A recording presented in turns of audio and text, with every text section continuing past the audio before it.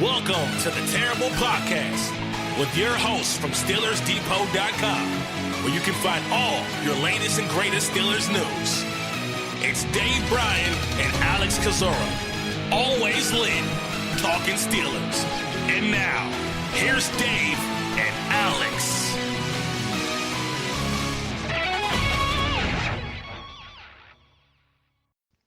Welcome to the Terrible Podcast, Season 10, Episode 8. He's Dave Bryan. I'm Alex Kozora, SteelersDepot.com. Thanks for being with us this Friday, Steelers Nation. A little bit later today, we wanted to record after the Mike Tomlin press conference, but unfortunately, Dave, maybe a miscalculation. Not a whole lot to learn from the Mike Tomlin press conference today. Yeah, and I don't think the media members helped us out any either, and not a lot of great questions today. I mean, I thought maybe we'd learn a little bit more than what we learned. Obviously, I didn't expect, to Tomlin to give us a lot to talk about, but I mean, really, not a lot at all. I mean, not a lot at all was revealed. And look, I mean, we knew Ben Roethlisberger was going to play Sunday night, and Tomlin did announce that, but Tomlin did not announce what the quarterback rotation would be after Roethlisberger leaves the game.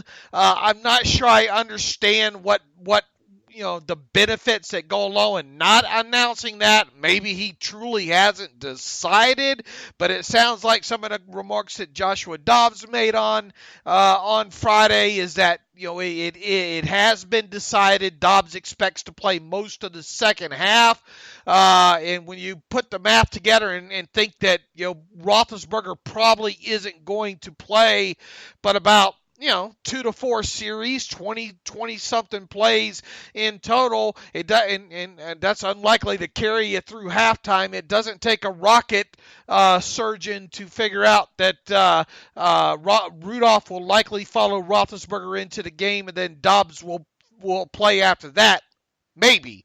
And then we'll have to see if Devlin Hodges gets to play after that. That's what it sounds like. Tomlin doesn't want to be married to it right now, but once again, I don't see the harm in coming out and say, look, we're going to let Ben play long enough until we've seen what we want to see. Then this quarterback's going to come in, and then this quarterback's going to come in the story, and nobody should read anything into that once we do it. I just don't understand the harm in doing that, but obviously he has his reasons. Yeah, I think it's just because it is so situational. You don't know how things are going to go, that you don't want to be married to that. Like you said, I believe there was a report from, I think Josh Dobbs told reporters that he expects to play basically the entire second half. Now, again, that can change. That's just one player saying that. Coaches will have the ultimate decision. But that would tell me that Ben's going to play basically the first quarter, Rudolph the second quarter, Dobbs most of the second half. Maybe you squeeze in Devlin Hodges, but Dobbs seems pretty confident he's going to play a lot in that second half. That's the way I would bet on it going right now, but stranger things have happened. Yeah, and I think that's why Tomlin doesn't want to commit to anything, just because who knows what could happen and how this thing's going to go. But yeah, Ben should play. You did the research. He played, 4 series last year or 3 series? I think it was 3 series, 20-something plays, and then was out of the game. And if you go back to the one before that, same amount of time.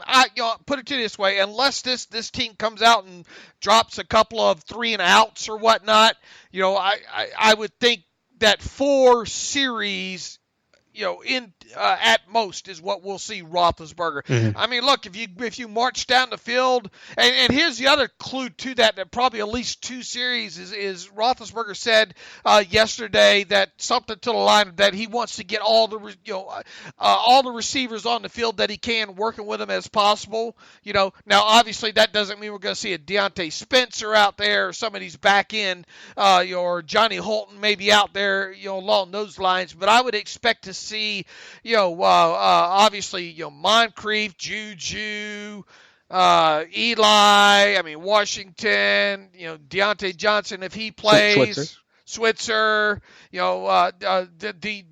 guys that you would expect maybe to get time with Roethlisberger, I think you'll see them get that done. And will that be 20 to 25 snaps? That sounds a lot, about right. Now, anything more than that, I think would be a little bit surprising. Yeah, and in terms of how long that's going to be, like you said, it may depend. They could go on a 10-play drive and get out of there within 2 series. They could have a couple 3-and-outs, and they may want to go 4 series that may play Ben late first quarter into the second quarter. So that's kind of the game flow where you can't say exactly a quarter. I think you're right. It's more about a play count and just kind of reps and the amount of work that you're getting. So Ben's going to play. Starters are going to play. That's basically all we know, and it'll probably be about a quarter. Yeah, and I think the early word is that Deontay Johnson, probably going to play? I haven't heard anything more recent than what happened yesterday of him just saying he's day-to-day. I don't know if you've heard something additional. He might. It sounds like he's pretty questionable, and it's kind of a game-time situation. See how he might go look in warm-ups. Yeah, and he needs to go. Mm-hmm. Yeah. Look, I mean, a big talented kid, right?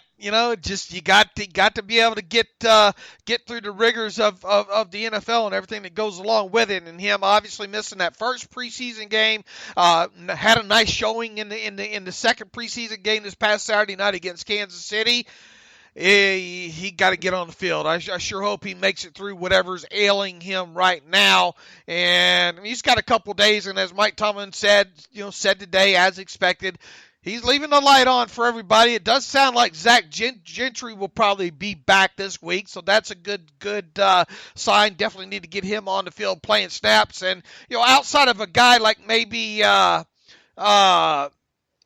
Johnson, I don't think there's really too many question marks about others that might play. I know maybe Benny Snell, kind of maybe a question mark there. I think there was some pictures earlier in the week of him going maybe through the Monday session. Then I think he possibly sat out Tuesday. Not sure what happened Wednesday. But as far as true first week, first team players go, it doesn't sound like there's going to be any of them that's going to, of course, that could change in a hurry. That'll sit out Sunday night. I mean, I think we'll see Pouncey in there at center, DeCastro in there, see his first action at right guard. Obviously, the rest of the offensive line, it's looked all week like Vance McDonald will play based on pictures on the website.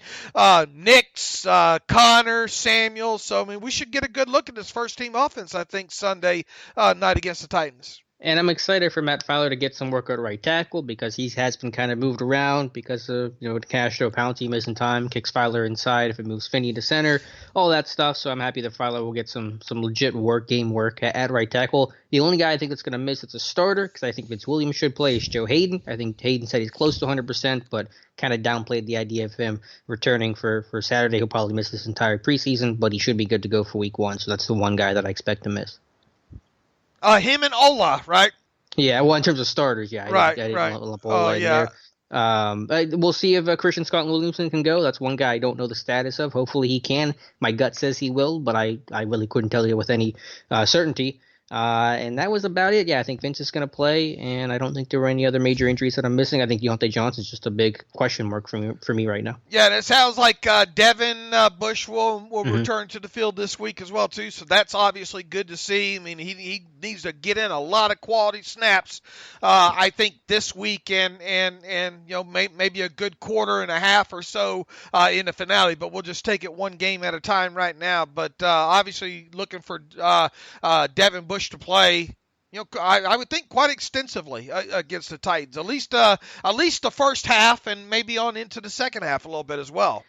Yeah, it'll be a really good test for him just in terms of the communication aspect, playing with all the veterans, the established guys. His first, really the opener because he didn't play against Kansas City. He's playing with a decent amount of backups, so he's kind of the guy. There aren't, you're not talking to Cam Hayward and Stephon Tuitt and those guys out there. So how he handles just the communication aspect, playing on the road, his first ever road game, and just kind of crowd noise. I mean, it's a little quieter, when the offense is out there for the home team, so that'll help in one way. But just being in the new situation, uncomfortable situation, breaking up that routine and the things he's become comfortable with, I think will be a really good way to evaluate Devin Bush.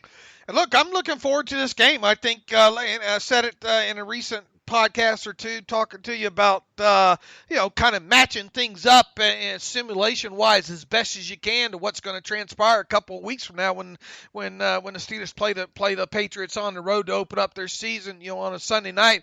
I want to, as many similarities as possible, and I'm excited about this one being on the road. It should be, a fairly ruckus crowd, you would think, in Nashville there for that game as well too. Obviously, the first time that this first team defense all plays together. So I like everything about it. Now let's see if they can go out there and execute and have a good couple 2-3 series together, and then obviously get out of there healthy. And looking at this game, of course, I'll have the write-up on this, most of the write-up on this on Saturday, guys, looking forward to seeing play. But, I think Ben is an obvious choice there for however long that's going to be. I feel comfortable with what Pouncey and DeCastro will give you there, Connor, all the running backs. Interested to see, I think, more so than just naming Ben, kind of a Ben / Moncrief / Washington. In other words, getting Ben out on the field with those with those suspected first team wide receivers is something we'll be looking forward to. Defensively, obviously getting Devin Bush back out there on the field, again, and seeing what he can do. What else you looking for? Yeah, offensively, I think that's a good place to start because you know what you have in the offensive line. You generally know what you have with the running backs. Just seeing how Ben works with some of those receivers. How he works with James Washington and how Washington has had a really good first 2 weeks. Going to carry that over now, playing with Ben and playing with the starters. The Eli Switzer kind of back and forth. Who gets first reps and how many reps do those guys get? The division of labor is going to be interesting because they've been pretty similar. At least last week they were pretty similar in terms of snap count and kind of where they played in the pecking order. But yeah, I think just seeing Ben and Moncrief are probably two great names to circle for the offensive side of the ball. And defensively? Really, again, more of the same. Some of the things I saw last week, Terrell Edmonds taking a good step, Sean Davis getting into the lineup. I'm curious in the sub-package football. We've seen Cam Kelly now get some work in dime packages. Cam Sutton began the year in dime, but as Kelly impressed and kind of worked his way up the ladder, he's getting a lot of first-team work, whether that's in nickel and some of these big 12 personnel packages. They'll put Kelly out there instead of Mike Hilton. He worked in dime last week with Sean Davis sliding down to play kind of the dime backer role. So I really am interested to check out the sub-package football element of it. Continue to check in on Artie Burns and Cam Sutton. Both guys are having really good camps. And then again, like I said, Devin Bush and just how he communicates with the whole front seven, the whole defense in general is going to be really critical. One guy I don't think we mentioned kind of in the injury rundown that I haven't really been able to find out much info on, Anthony Chicklow. Is he going to play? Yeah, I haven't heard anything about that. I don't know. I didn't even see the injury happen last week. I know it's a chest. That's all last I heard of it. And speaking of injuries, since the last show, was it Wednesday's practice? The team returned to the field after having Tuesday off. They had practice Monday, and unfortunately, defensive lineman Levon Hooks went down with the dreaded Achilles injury there. Really, really tough blow for him. Look, I think we were all resigned already to the fact that Levon Hooks once again wasn't going to make this 53-man roster, but there was still a shot, maybe that he'd land on the practice squad, and you got to take your hat off and hand it to Levon Hooks in the aspect to it. This is a guy that has been entrenched on the practice squad, and that's tough to do. 2 back-to-back seasons for a player to stay on the practice squad, not even get shuffled on and off for a week along those lines there. But I think the end of the line is now probably here with Levon Hooks. He was obviously waived injured on Thursday there. He'll clear waivers today and revert back to the Steelers reserve injured list, where he'll stay should probably stay the entire season because of that Achilles injury. But just hate to see a guy that really been giving it your all in all, not have the final 2 weeks here to kind of compete, because we've all seen how things can transpire. You never know what other kind of surprises could happen during the final 2 weeks of the season there. But make no mistake about it, it was going to be tough for Levon Hooks to make the 53-man roster, and now he most definitely won't. And tough blow for him. And as part of the Steelers having to waive him injured, they did have to make a transaction. And maybe this is a little bit of a I don't know, maybe it's a little bit of a sign that maybe we're not going to see Anthony Chickalow Sunday night. Alex, the team side free agent outside linebacker, J-Ron Elliott.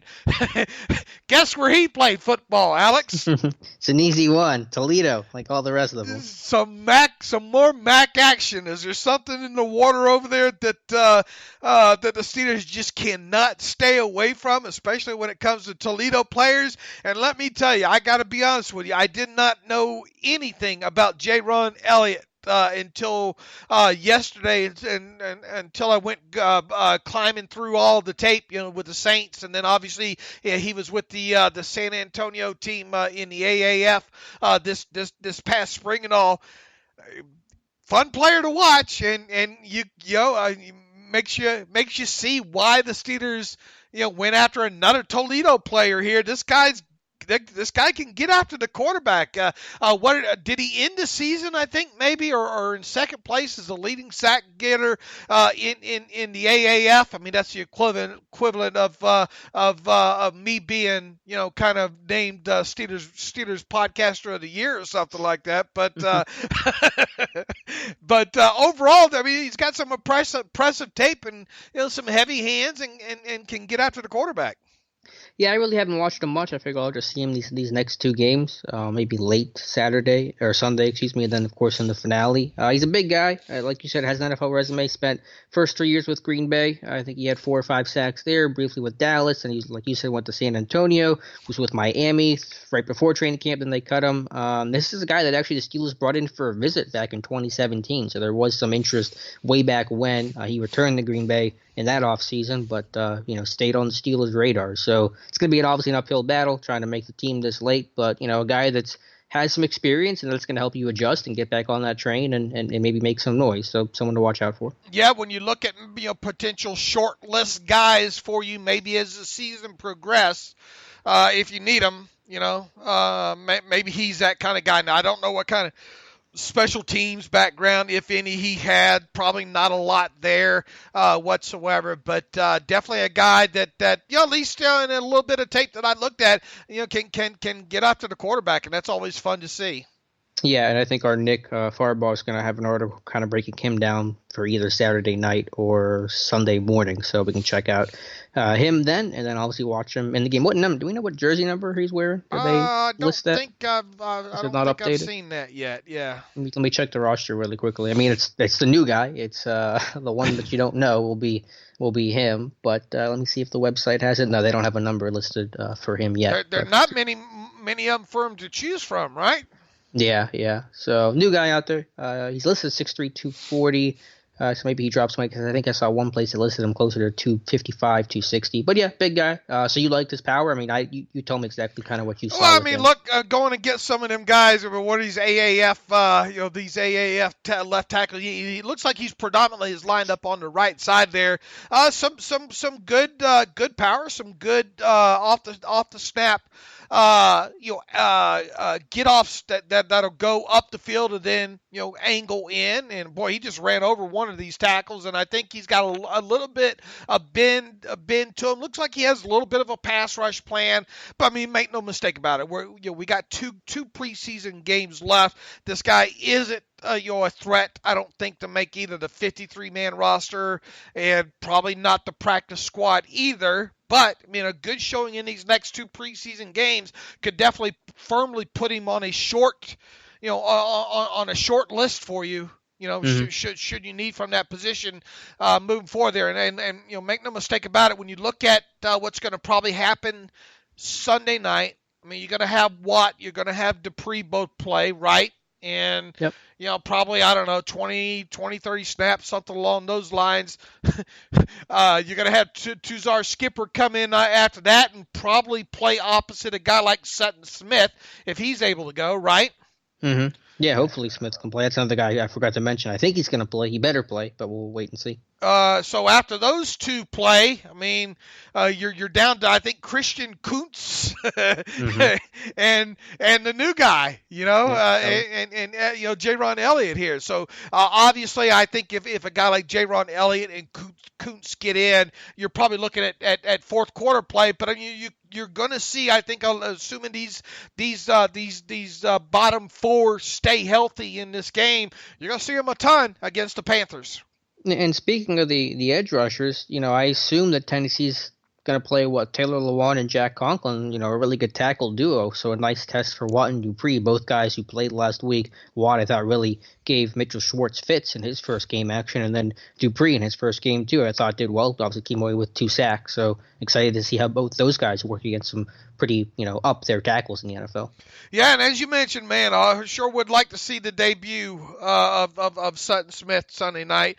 I mean, look, how much is he going to play? I mean, it might be third into the fourth quarter there, but he's really got to stick out on special teams. I think Tuzar Skipper interested to see how much run Danny Smith gives him on special teams here. Make no mistake about it, you and I will be eagle-eyeing that the first couple of core special teams that roll out there, and as best as we can with the TV angles, try to put numbers next to who's on what teams there, because I think it'll be a decent glimpse.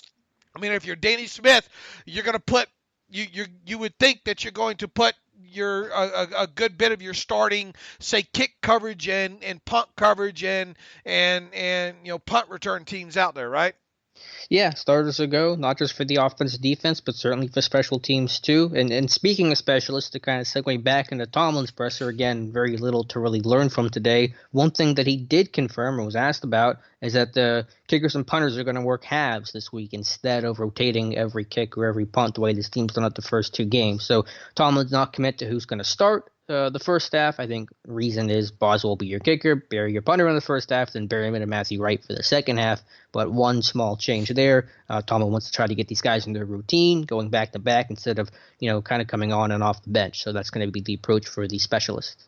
Yep, most definitely. I won't read. He says don't read too much into that, and we definitely won't. But I mean, would we be surprised if it's not Barry and Boswell first? Yeah, I mean, I think it's almost certain. And then obviously Canada long snapping. Although it's weird, this team has had 5 different guys long snap in camp for whatever reason. They just a lot of guys working on that. I think Canada's spot is safe, but just something weird to note with that position. Absolutely.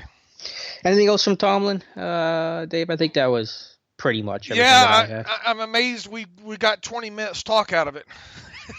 Yeah, kudos to us. So let's move on. I had my 53-man roster prediction go up yesterday. It's very similar to basically everyone's at this point. Matthew's yours, I think a previous one that you did. I'll run through the offense quickly, then we can talk about the offensive group, then we'll go with the defense and then the practice squad. For the quarterbacks, I still have Ben, Rudolph, and Dobbs. You'll see what I do with Devlin Hodges here in a second, but I still think they like Dobbs enough to have him as a number 3. Still maybe an open question. Really interested to watch Devlin Hodges, but still the 3 for now. At running backs, I did like your idea of Trey Edmonds, but I'm still sticking with just Connor, Samuels, and Snell as a number 3. Rosie, obviously your fullback. At receiver, no change there. You got, Juju, Moncrief, Washington, Deontay Johnson, still going with Eli Rogers and Ryan Switzer. We'll talk about Switzer a little bit later in the show with a report that came out. Tight ends, McDonald, Grimble, Gentry. This is the one change I guess I did make for the 53. Obviously swapped out Christian Scotland Williamson with the injury. I can't go, it's not enough to go off of to keep him there. I know Gentry missed, but he is a draft pick, has played reasonably well and had a decent showing in the opener, so it's a position they could add to, obviously outside the organization, but for now I'm sticking with Gentry. The offensive line for the to round out the offense, still going with the same 9, Pouncey, DeCastro, Foster, Villanueva, Filer, Finney, Okorafor, your top 2 backups, Banner, kind of trying to give Okorafor a bit of a push for the swing spot, don't think it's going to happen, and then I still have Fred Johnson, though I do want to caution with Fred Johnson is that I still like him a lot and he's impressed, but I haven't loved what he's done inside stadiums these first 2 games. He's been pretty rocky, so I don't want to call him a lock. I don't think there's someone that's going to take his spot, but if he gets put on a practice squad, it wouldn't shock me. So it's either 8 or 9 offensive linemen. Yeah, I think Banner's good. Corfer, Finney obviously are making it as backups. Fred Johnson, I think, will make it as the ninth, but yeah, I just think he's got some technique issues. He exposes his chest too much. He doesn't always get to play to the power and to his size because his hand use can be kind of poor. Is a good athlete. Certainly had his moments, like you said, pulling, moving in space, but he's definitely a work in progress. I mean, there's every reason to keep him as your ninth guy because you have the spot. But if they keep him on the practice squad, it's not going to be the biggest jaw-dropping moment of my life. Okay, so basically, if I wouldn't have, I had to change mine from the second one. I mean, really, verbatim, it's my second one, right? Is it? I didn't look at your. Yeah. I don't remember exactly. I mean, they're all pretty similar. I mean, even your current one is pretty similar to mine, save like Trey Edmonds and Gilbert, right? Yeah, and the only reason I changed that so I wouldn't submit the same one there. But look, I mean, you get to this point of the preseason here, and you narrow it down to, let's say, about 57 guys, right? 58 guys, and then it's whatever mix and match and potential injuries that can change it from there. It's not like we're breaking any new ground with the guys that we played with, and I think even when it comes down to the practice squad now, you're looking at 11-man practice squad and probably about 15 different names that you could put on it, right? So I mean, when you add all that together, I mean, you're looking at probably magically around about 70 guys in total that you're playing around with, potentially 65 spots, I guess. Yeah. I mean, I think we're all going to be pretty similar at this point. For the defense, really, I don't think I made any changes here. The defensive line still the same. Hayward, Tuitt, Hargrave, Alulu, Buggs, McCullers as your backups. Inside linebackers, Vince, Barron, Bush, Dirty Red, and UG3. Obviously UG3 could still move around, still get pushed off, but like what he's done so far. The outside linebackers with Dupree, Watt, Chick, and Adene. Obviously Adene is going to go probably to the inactive list for week 1. Still don't believe he's going to land on IR to return. I don't think it's that serious. The cornerbacks the same. Hayden, Nelson, Hilton, Sutton, Burns, and Lane. Cam Sutton's really having a good preseason, trying to maybe find out a role for playtime this year. Is it dime? Could he, work in some slot situations? We'll have to wait and see on that. And then safety, Sean Davis, Edmonds, Kelly, and I'm still going with Jordan Dangerfield just because the special teams value, I think, is more than Marcus Allen. The specialists are the same with Boz, Berry, and Canada. Yeah, I mean, like I said, that would have been, if I would have made my change on the running back Edmonds for knocking Gilbert off, that's really the only difference that we have there. So, I mean, that's if hand to the fire this past week, I would have submitted the same one there. For the practice squad, a couple differences there. I did keep Devlin Hodges on the practice squad as a fourth quarterback. I know that's insane to do, and if you asked me a month ago, if I would have done this, I would have said 0% chance, but I think Hodges is just one of your best 64, and I'm not in the interest of cutting good players, especially good quarterbacks with how scarce they are in today's NFL. So I like what Hodges have done, and there's a way to try to keep him in some capacity. I certainly do. I think having 11 practice squads because of the exemption, because I have Christian Scott Williamson back on my practice squad, gives you that extra spot for a quote-unquote luxury like a fourth quarterback. So I think that's a good way to reason it. Rest of the practice squad, Trey Edmonds at running back, Tevin Jones at receiver, though Matthew Marks has been told me last night, he told me the wrong information first, or at least you can confirm this. Johnny Holden is practice squad eligible. Is that true? Oh, man. Because I had him on here originally, then Matthew said he's not eligible, so I went, okay, I put Tevin Jones on, then Matthew told me he is eligible. I'm not sure. I thought he was. Bob Labriola has right. it. Bob Labriola usually goes, I think, right to Colbert if he can to get a list generally, and he. But that hasn't been posted yet. Has it? Yeah, it has. Oh, it has. Yeah, oh, okay. It went up this morning, and he has Johnny Holton as being practice squad available, eligible, right? Okay, so he is. Okay, cool. So maybe now, obviously this could change, and Labriola had the wrong information, but I think Labriola at this point in time, the last couple of years, has gone straight to Kevin Colbert. Okay, I trust that information's right. I think it's always been accurate in the past. And he also has, the other guy. Had the question marks about Brian Allen. I thought he was eligible still as one of those, the two exempt, the guys that had the multiple year, and he's on this list as well too. So he is eligible. Brian Allen. Right. Okay. Cool. So that might be a change I have going forward. I do think they like Tevin Jones, but I like Johnny Holton. That special teams value is pretty interesting. Christian Scott Williamson at tight end, Duran Gray, Patrick Morris. I do agree probably adding a third center on there is helpful. Give you 10 offensive linemen, or actually this gives me 11 offensive linemen total for the team. Defensively, Henry Mondo along defensive line made it even easier with the Levon Hooks injury. Sutton Smith, who's our skipper at outside linebacker. Robert Spillane, I did side linebacker. And I did cave a bit. I put Marcus Allen. I think he did have a good preseason game against the Chiefs, and well, I don't love the idea of going from 53 the 1 year to practice squad the next. They did do that with Brian Allen last year, so I'll say they do it with Marcus Allen this year. Yeah, I think I had two Allens on my practice squad. But I mean, it makes sense, right? I mean, you had Brian Allen on there? I don't have Brian Allen on mine. I just have Marcus okay. Allen. I'm saying they did that with Brian Allen last year. Where he went rostered and then demoted to the practice squad the next year. Look, all good reasons. I mean, it's hard to find much fault with yours top to bottom. It's all reason stuff. Is there any scenario where you would put Hodges as a practice squad guy if he plays well enough the rest of the way, or do you think there's just no chance? There's no chance. No chance is harsh, right? I mean, but I wouldn't, and I don't think they will. But stranger things have happened. I just don't understand why keeping 3 quarterbacks and keeping them on the practice squad. Well, I would just say keep your best players, and if he's one of your best players and you keep him, is that unreasonable? I mean, anything. So I'm not going to say it's not. I'm not going to bet the house that it's not going to happen. Is that what you're saying? You wouldn't do it? No, I wouldn't. Okay, so you're saying there's a very slim chance. Absolutely. Okay, but what about the idea of just keeping your best players? Like, is Devlin Hodges one of your top 64 players on your team right now? If you had to go through a list of who's performed the best, do you think Hodges will be in your top 64? He's played good. I mean, I don't know what you're looking for here. I mean, I don't know if he's top 64. Okay. But he's played well. I mean, he's obviously turned a lot of heads for obvious reasons here, sure.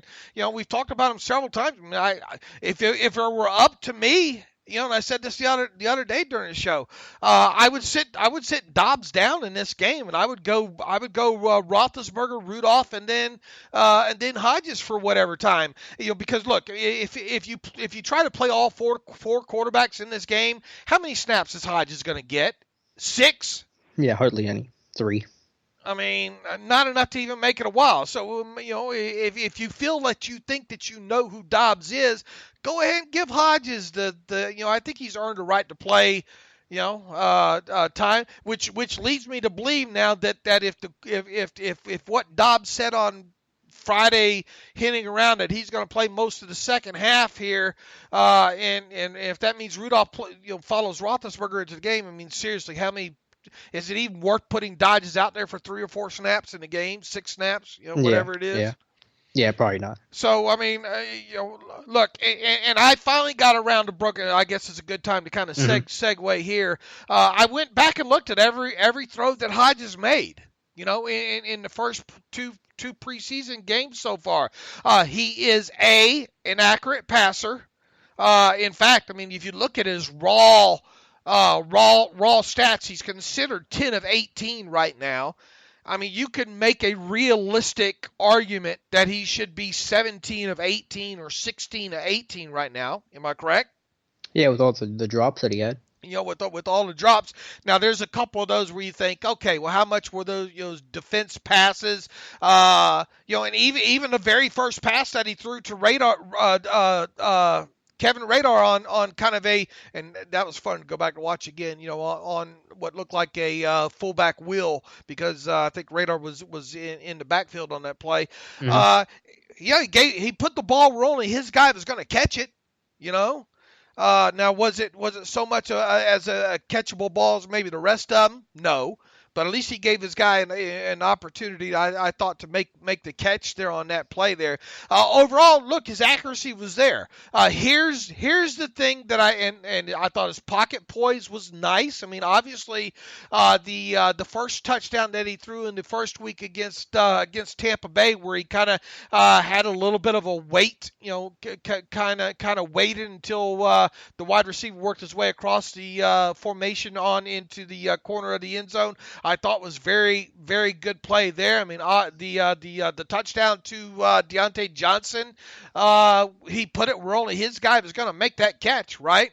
On that one as well too. So the only thing, and I mentioned this to you, I think previously talking about Hodges, I think I want to see is him being able to push the football more down the field and between the numbers. I think when you look at the charting and you look at all the throws that Hodges has made, even the non-penalty ones, or even the plays that were wiped out by penalty so far, is that only one of his passes has flown more than 5 yards past the line of scrimmage between the numbers. Okay, all right, we get it. He can work the sidelines, and he has.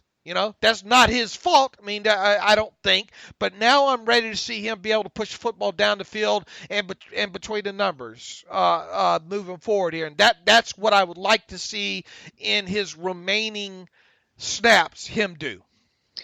I agree with that. It may just depend on the coverage. If you're getting a lot of middle of the field closed, you're just not going to throw it down the numbers too much. So we can't see that from all 22. So that may be an issue where he might be getting a lot of single high looks. I know you wrote in your article, and this is the one thing I do disagree, is that you were talking about how you just want to see him push the ball down the field just more in general. You say that 5 of his 10 completions were via passes to travel just 5 yards or less past the line of scrimmage. 4 of those 5 were on screens, design screens. The other one was a boot. So I think that those were all just designed. They weren't just check downs. The ball just had to get out quick because they were screens and boots. And if you would have factored in just the ones that should have been caught, the Brandon Rileys, the Tevin Jones, Deontay Spencers, then you would have. No, I was talking about it. Push the ball down the field towards the middle of the numbers. Well, I'm just reading the sentence here. It says, additionally, 5 of his completions were via passes that traveled just 5 or less yards past the line of scrimmage. I think that's just not his issue. That's just screen passes. I laid out everything that happened play by play here, that they were designed screens in here and all. No, I know. What I'm saying is, well, you talked about him needing to push the ball down the field, not just inside between the numbers, but just in general. It's kind of no, down between the numbers. That's what I've stated all along here, between the numbers with him. Okay. Well, again, I think that a lot of that's probably dictated by coverage. I think if you're seeing a lot of single high, you're just not going to be able to do that. So I think it's a guy that's played really well. I think he's pushed it downfield a lot. I'm glad we agree on that. I think it's been really impressive. Would have been even more impressive had it not been for some of the drops that he's had. No, I mean, I don't expect every throw to go 12 yards down the field, Alex. Sure. And he obviously has taken his. I mean, that's why I went and broke down every throw. Not just the ones that stood, because I wanted to show that he has gone down the field, indies, and look, make no mistake. I mean, we have to, if we're going to do that, we have to ding him on the ill-advised throw down the left-hand side that should have been intercepted as well, right? Sure, that was his worst throw he's had. I mean, that has been the single worst throw that he's had, and in the same effort that I made sure to highlight that. A good 6 or 7 of these throws are balls that went off receivers' hands. Now, probably even really the most questionable one may have been the one to Trey Edmonds that was a tad bit high. But I mean, how many NFL players that are going to be on 53-man rosters make that catch on that angle route? Mm-hmm. Yeah, it could have been caught. And then maybe one of the pass breakups, quote unquote, over on the right side there. I don't know. Maybe that could be truly classified as a as a pass breakup on that one there. But look, I mean, it's nothing against him. I just would like to see his ability to. And look, we don't have the all 22, so we don't know exactly what coverages he's seeing when. But that's why I've stated all along, I would just like to see him push the football down, be able to push the football down the field in the middle of numbers, not just do it just to do it, obviously. Mm-hmm. Yeah, I just it seemed like you were saying the both things. You wanted to see him throw it between the numbers and throw it downfield in general more often is how I interpreted some of the things that you wrote in that post. All right, well, then I've done a bad job of conveying that to you in words on the podcast because I thought I made it pretty clear. Okay. But yeah, I mean, we'll see what Hodges can do. And although he probably won't play much against Tennessee, I think he's going to obviously play a ton. He should play a ton. Again, I would start him in the finale just to put him in that situation on the road. Well, I mean, it depends on how you handle, this game, I think. I mean, you want to get Dobbs sometime in these final two games, I would think. Yeah, I mean, I think obviously Dobbs, it sounds like he's going to play the bulk of the second half against Tennessee, and then I would probably play him second half against Carolina. And how much do you want to see Rudolph in the finale? I mean, I'd like to. I'd like to see, out of all these quarterbacks here from after Ben leaves the game Sunday night through Carolina and, however after long Ben leaves, I want to see Rudolph get some snaps in both those games. And we obviously will this week. But, I mean, if that guy's going to be your number two, and we think he will be, I sure want to get him some snaps.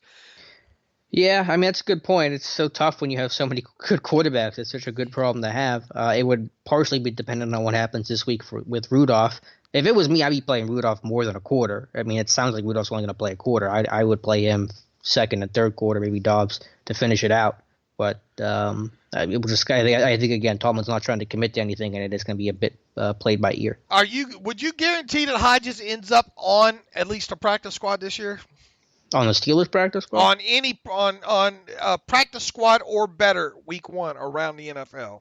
I mean, I can't guarantee anything just because, quarterbacks are teams are only keeping mainly 2 on a 53, 1 on a practice squad, or 3 on a 53 done on the practice squad. So I can't guarantee it. I think that he has played well enough to be somewhere. Is that going to happen? Just because obviously other teams haven't seen Hodges in training camp the way that the Steelers have, so they might not know him and like him as much because they haven't had the exposure to him. But I think his play is warranted sticking somewhere in the league. Hopefully that's in Pittsburgh in 2019. So you're still on the mind that it sounds like you would keep him over Dobbs right now. No, I kept Dobbs over. I mean, that's why Dobbs is on my 53 over Devlin Hodges. So it sounds like you want to pull that trigger though. No, I just been really impressed by Devlin Hodges. Again, Dobbs has shown moments, and if there's a way to keep both of them, then that's great. And this might be the best of both worlds to be able to keep both guys. Again, I know it's crazy to think about keeping 4 quarterbacks, but I'm of the mindset of you keep your best players. And to me, Devlin Hodges is clearly one of the top 64 players on this team right now, and you keep him. I mean, it's as simple as that.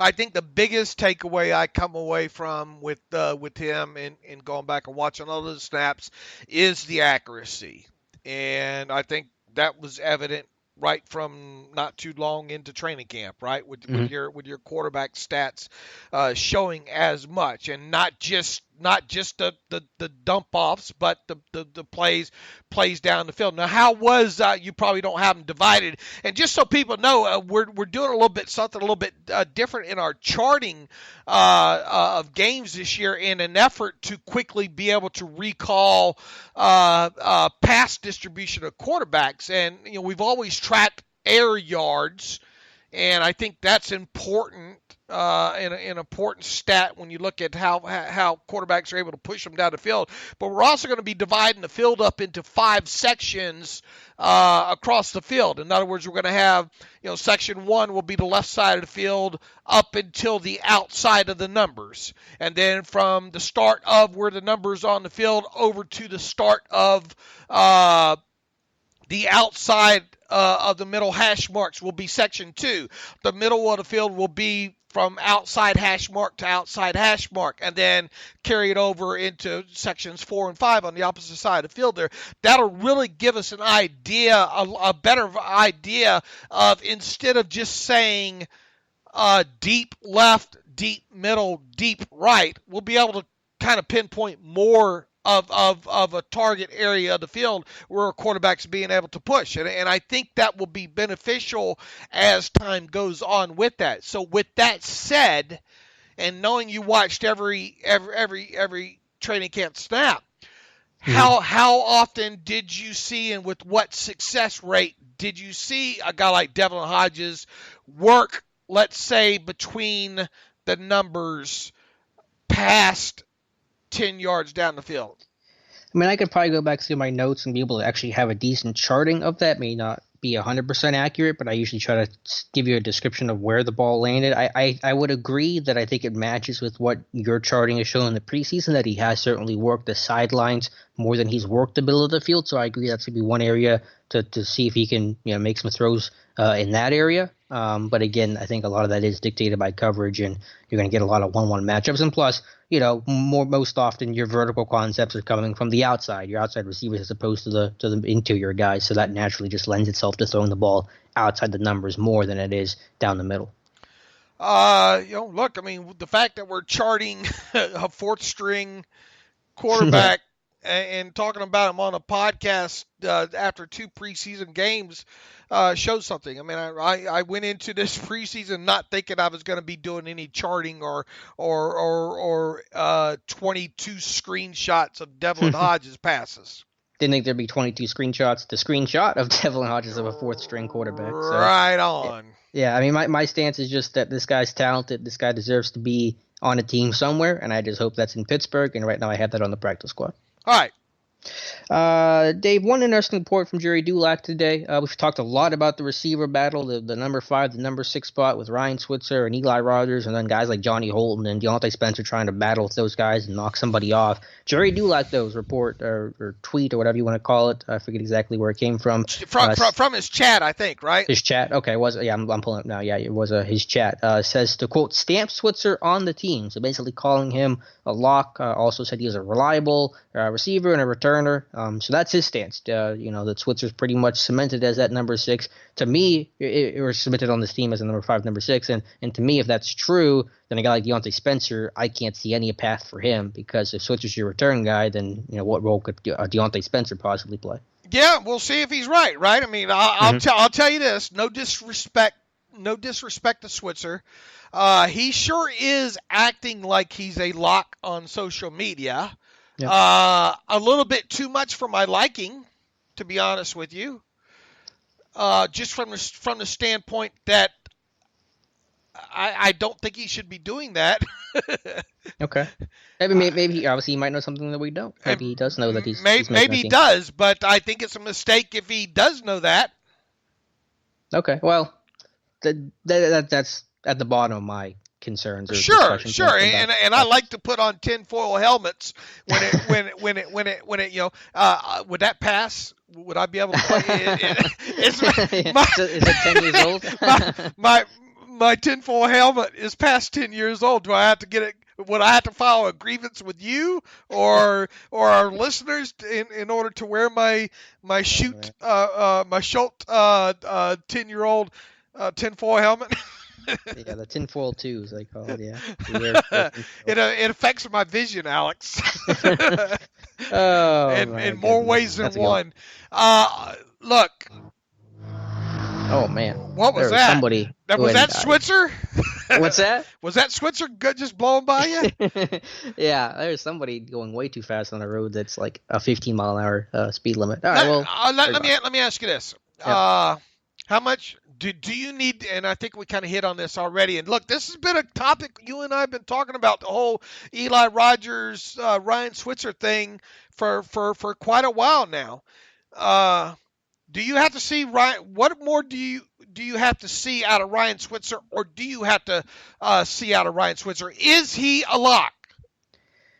Well, I mean, the report is that they feel like he's a lock. I haven't called him that, and I still won't say that because of what Deontay Spencer, I think, has flashed. And if he can do that consistently over these next 2 games, then I think he makes a really interesting case. But I don't feel like I need to see more from Ryan Switzer because I have a good feeling of what he is. I know that this is still his first training camp with the team, but he's a return guy. He's a decent return guy. He's a slot receiver with a little bit outside flexibility in an emergency situation. That's going to be an underneath guy that does go down pretty easily, but runs some decent routes, can create separation, is versatile, and again, I think is an accurate description of what Dulac called him, a reliable return guy. Not a great return guy, but I do trust him out there. Who is the biggest threat?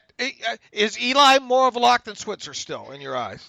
Yeah, I've gone back and forth on that. I mean, if you take this report at face value, then that would imply that Eli, if anybody here is going to be in danger of the two. But I feel like they like Eli a lot. I do think he offers you more as a receiver. He offers you something as a punt returner if you needed him in game, or somebody went down or didn't perform well enough. So I don't know. I mean, if we take this report at face value, then Switzer, let's just assume that he's a lock. Then the one guy that could push for a roster spot is Johnny Holden, because Spencer wouldn't have a role. And then the one guy who'd be in danger would be Eli Rogers. So if you want to take this report at face value, and I'm not saying I am, that's the way you would interpret it. If Switzer's good, Holden's the guy that can make a push. It would come at Eli's expense. Who is the biggest threat to Ryan Switzer, not named Eli Rogers? It'd have to be Deontay Spencer, because it'd be a return man kind of thing. If Spencer can do well enough to win as a return guy, then what's Switzer's role going to be? You've taken out 75% of his value on this team being the kick returner and punt returner. So it would be Deontay Spencer, I guess, is the biggest threat to Switzer, whereas a Johnny Holden in different ways, but it's the biggest threat to Eli Rogers, if that makes sense. So you're not ready to say that if you're not saying that Holton could get Switzer's spot and Eli return punts. I mean, I guess that is within the realm of possibility. I just think the bigger threat would be Deontay Spencer, because he could do both and do both better than a Johnny Holton can do kicks, or an Eli Rogers could do punts. If you're hearing me right here, so that's the way I look at it. To me, it just sounds like they're keeping Switzer because he can return punts. Is it just because kicks too? Or are you saying just? I mean kicks and punts. Yeah. I mean return man. Yeah, well, yeah. I think he can do both, and there's not a lot of guys that can do both. Eli can't do both. Johnny Holt couldn't do both. Spencer could do both, but there aren't a lot of guys that can. So I think they like that reliability and trust. Like I said, I think that's paramount for your return guy. You got to trust your return guy above all else. And I've always said for the last several months about the consistency or lack of consistency with the kick return game. I mean, the last time this team had the same kick returner in back-to-back years was Rod Woodson at 92 and 93. It's been insane. So in that sense, I would love to see Switzer make the team and have that consistency as a return guy and just see what this unit can do with the same dude for back-to-back years. But obviously Spencer's been attractive. He's forced a ton of missed tackles, 9 already in the first 2 games by my count. And if he balls out these next 2 games and has a return, punt return touchdown, kick return touchdown, a big return in the other area, then Spencer's going to throw himself into this conversation, and that would have to come at Switzer's expense. Personally, I kind of view Holton as maybe being a bigger threat to Switzer than maybe most, because I think his ability to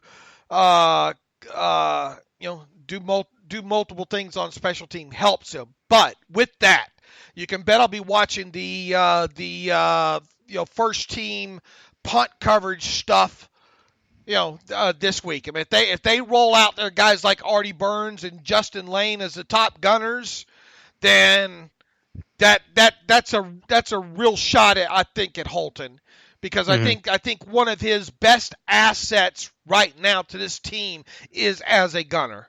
And then everything else goes from there.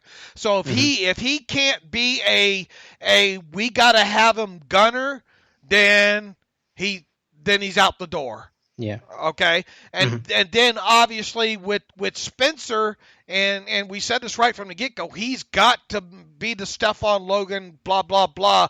And he's had a couple of nice returns, but he just isn't that guy yet. I don't think I'm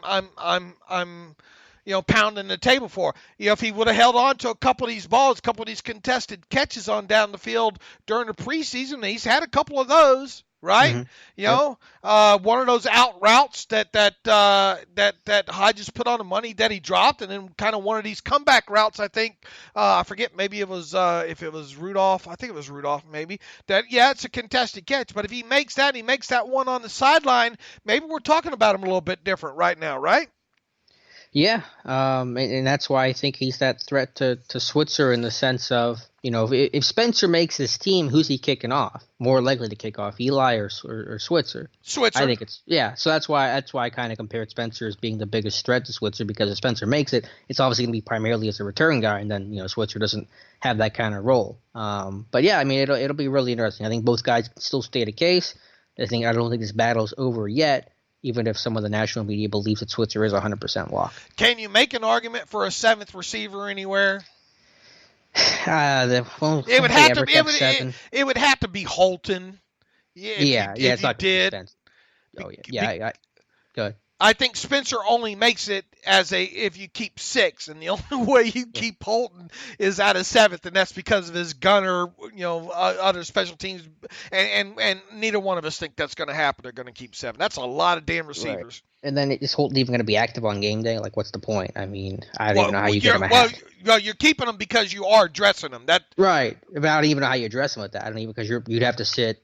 You'd sit Eli down. Well, yeah, you would sit probably Eli and Deontay Johnson, maybe. Yeah, and I don't think it's worth it at that point to just for the gunner aspect of it. All right, one more stat at you. I came across by playing with some next gen stats this morning. Last season, we've kind of already talked about this, but I wanted to let you know where it ranked league wide last year. Last season, Ryan Switzer had the lowest average targeted air yards, or ADOT, as I like to call it.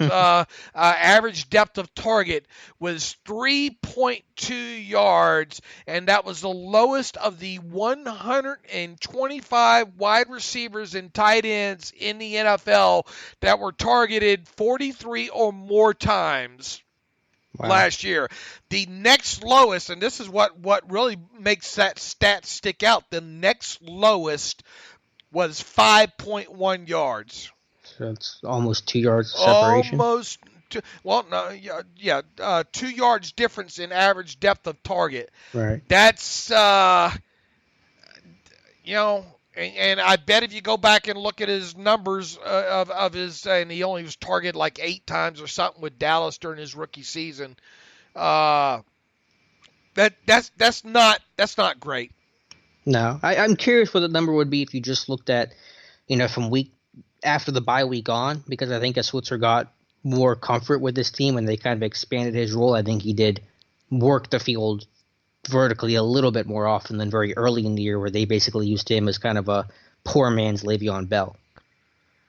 Because he did a lot of backfield stuff, screen stuff. Like, he really functioned. He was getting carries. Like, he functioned like a running back the first half of the season. So I don't know what it would be. I'm sure it wouldn't be a great number, but I think if you look at, week 10 on, that number's probably going to jump to 6 yards, a dot, as compared to the 3 that he finished the whole year at. Yeah, I mean, I get where you're coming from there. I'm sure I could find that. I mean, what week did you want? After the bye, week 10, somewhere around there. Just like, as he kind of got on the train a little bit and got some comfort in the system, and then as somebody like a Jalen Samuels emerged and they're able to use him as a receiver and all that backfield stuff. So if you look at just say week 10 on, I think number might double if I had to guess. I'm trying to see how I can remove some weeks here. From week 10, you said? Yeah, let's just do week 10. I guess this is an easy way to do it. I mean, I don't think it's going to be a great number, but I think it'll be a lot better. Maybe I'm wrong. I mean, maybe it'll only be a minor improvement. Yeah, I'm not able to sort this right now. But, okay. I mean, look, he did have... I hear what you're saying. I mean, I get your point. 100%. I mean, he did have the one game. We've talked about that one game several times, but to me, that's not who he is. Yeah, I mean, I kind of, sort of. I mean, I think there is a little something there as a receiver that he hasn't always gotten the show because he has bounced around so much. But yeah, I think Eli is the better receiver, the better vertical target, the better slot guy than Switzer is. Then I think you would probably agree with that too. Say it again? That Eli's the better receiver, the better slot guy, the better vertical threat than Switzer is. Oh, yeah, most definitely. Yeah. Now, neither one of them are going to give you a lot after the catch either. And that's another thing that Switzer's just not good at, is after the catch. He goes down fairly quick there. And look, I don't think he did himself. I know it was a penalty play there in that first or second preseason game, but you can't drop those balls. Yeah, that was ugly.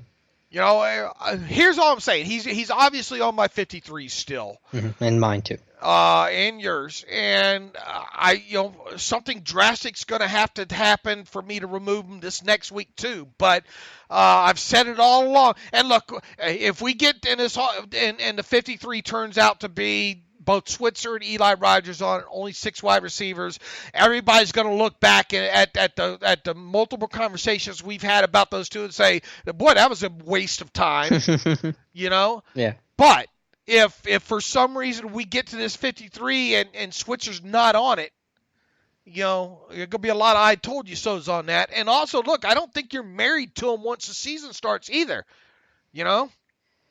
Yeah, I hate making those in-season changes, but yeah, I mean, I get what you're saying. You're never going to be married to just kind of a return guy. And as I've said, look, Ryan Switzer does a lot of good things for you, but on those short outs or those short ends or those short mesh routes kind of thing, the 2 times a game, maybe you want to put him in the backfield and do something sneaky with him that way. Yeah, but I mean, outside of that, I just don't see what he brings to you offensively that's worth value. I really don't. Yeah, I mean, his primary value is a return guy. I mean, there's no debating that. If he doesn't have the return value, he doesn't have enough value to be on your team. And he's really not that special as a return guy yet. I mean, I think he's had a lot of success in Dallas and in college. I just think Pittsburgh, getting traded last second and on a team that struggled with so many other areas in the return game that's not just Switzer. I would be nice to see what he can do kind of with that year under his belt, because he had a good average in Dallas. He averaged, I think, 25 yards a kick his rookie year, which is a pretty good number. Yeah, well, teams, we'll see.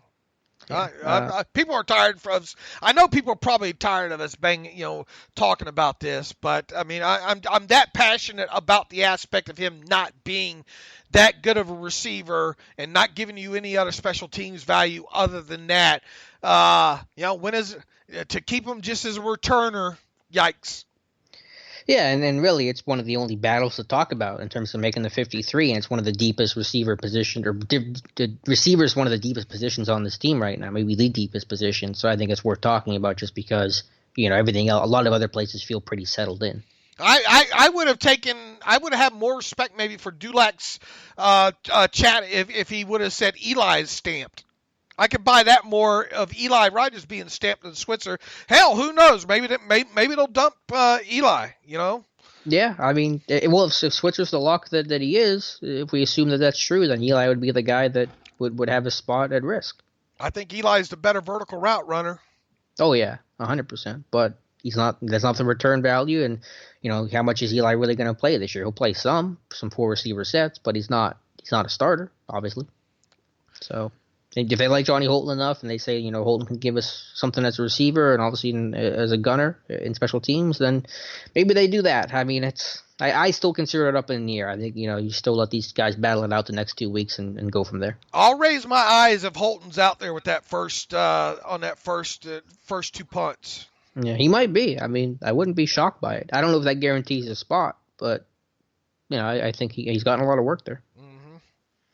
All right, Dave. I think that was everything that I had. I did want to make one note of special teams. I know people will yell at me for talking about Danny Smith, but we're on the topic. I really like what Danny Smith has done to try to cut down on some of these special teams penalties that were far too numerous in 2018. I think they were 27 or 28 penalties tops in the NFL. So you're seeing what's called, I've seen it called the airplane block, the hit by technique. You can check out the post on Steelers Depot. It'll have some pictures and video that'll describe it better than I can in a podcast format. But just basically almost boxing out some of these guys on the coverage team, on your punt return team, where guys are just getting in the way, getting in front of their guy instead of pushing them in the back and getting stupid flags and stuff like that.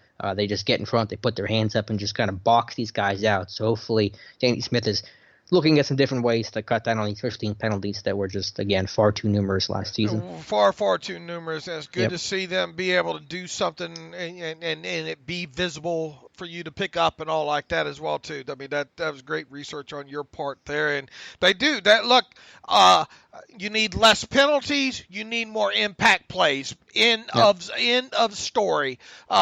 They've got with you've got to have better field position from your special teams units this year. I mean, you got to have. I'm going to go out on a limb and say at least throughout the season you need 4 either punt or kick returns to go past the 50. And I know that doesn't sound like a lot, but I mean 4 is a lot.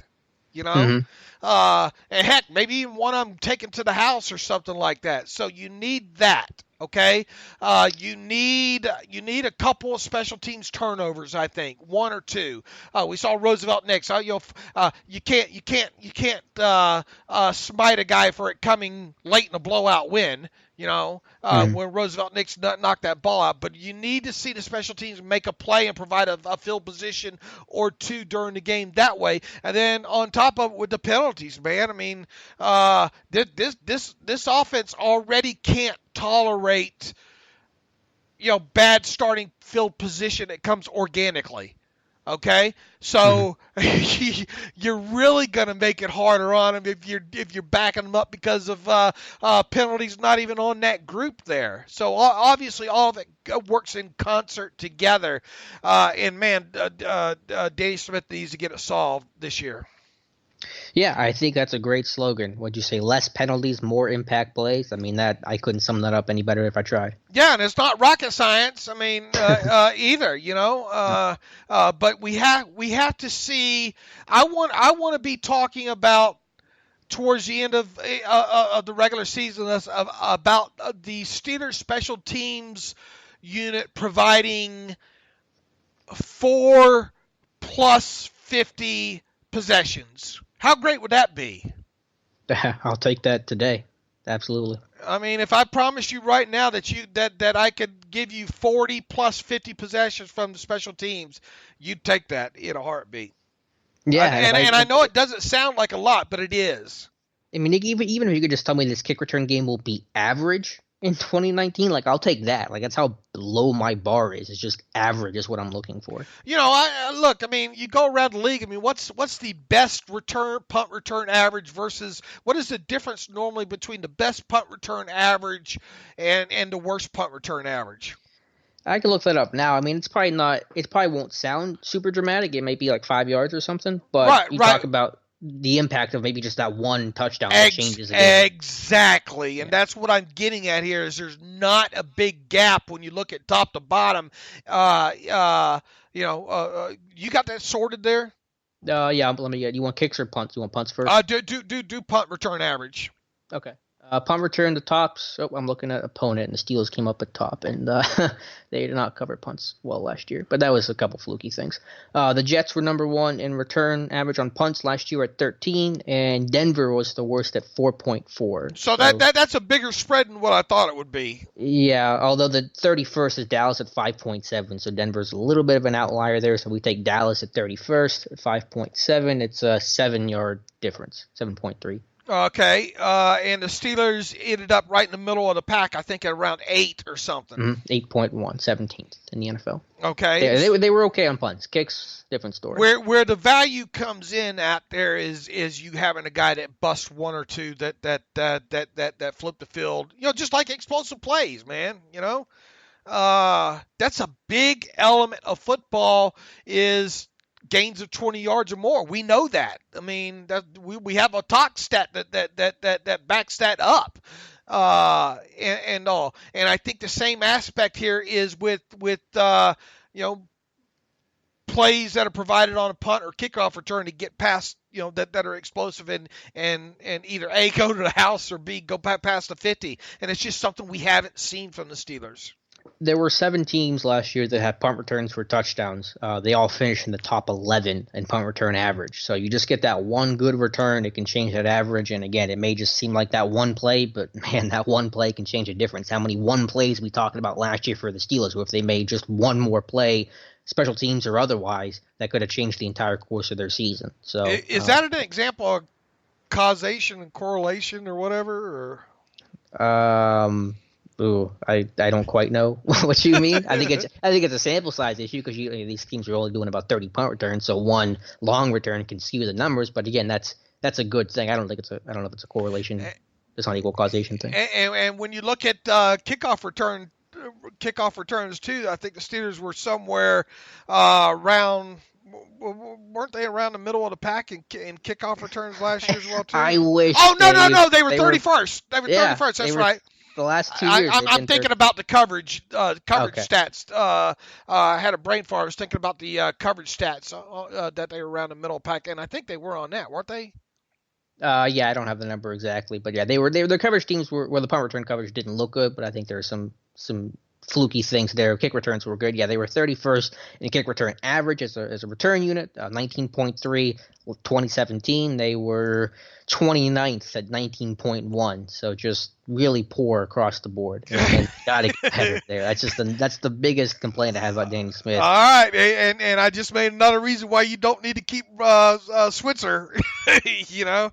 Well, I think him getting brought over so late didn't help. I think the way this team views the return game in general is just put a guy in there. I think Tomlin has a really bad way to look at it. And I broke down in the kick return game in the offseason, and most times the issues were the blocking. Like the blocking was poor. Switzer had one or two mistakes to cost him for sure, but I want to see what Switzer can do with a year under his belt and some more consistency within the unit. Catch ball, run straight, run fast. Like if you get a block it though, you can catch a ball, run straight. Switzer did that a lot last year, and the blocks weren't there, and force him to not run straight, have to bob and weave. All right, I'm not saying. I'm just saying. All right, let's get to some read emails here to close out the show, unless there was some topic that you wanted to hit. No, I think we handled a lot of it there, and boy, I think we got a lot of them here as well too. John Carter writes in, huge fan from the UK, haven't missed an episode for over 6 years, and as of this week, I have upgraded to the ad-free version. God bless you, John Carter. Sounds like an action hero, doesn't it, John Carter? I have one question. How much importance do you think the third preseason game is for the starters? Do you think they should play or not, or not to bother? I'm a fan of playing them, John, and I'm a fan of playing them about 20 to 30 snaps. Crap happens, right?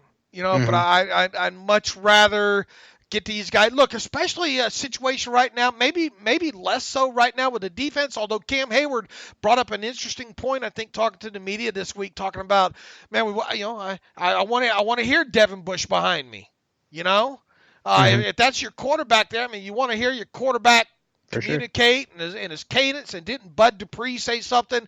Look, they've been having to sit on their hands a couple of times and go ahead and let Bush, I guess, make his mistakes on some of his calls instead of just making the calls for him, kind of thing. So I think that's a big aspect of getting guys like Watt and Hayward and some of these guys out there on the field with Devin Bush this week. And obviously, you get like it or not, you got to put Devin Bush out there.